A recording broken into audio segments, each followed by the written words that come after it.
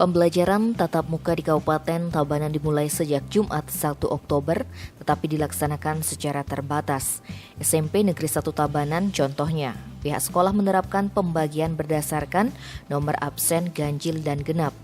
Ini dilakukan untuk memudahkan proses tracing atau penelusuran bila dalam pelaksanaan PTM ditemukan ada kasus terkonfirmasi positif pada siswa.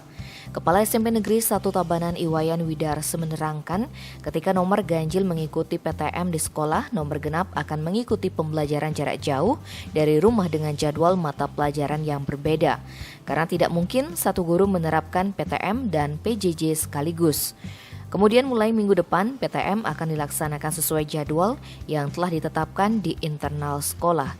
Pembagian jadwalnya siswa dengan nomor absen ganjil akan mengikuti PTM pada Senin dan Selasa, sedangkan siswa bernomor absen genap mengikuti PTM pada Kamis dan Jumat. Sementara Rabu dikosongkan dan dimanfaatkan untuk kegiatan penyemprotan disinfektan. Lebih lanjut, Widarse mengungkapkan skenario PTM disesuaikan dengan petunjuk dari Dinas Pendidikan Kabupaten Tabanan.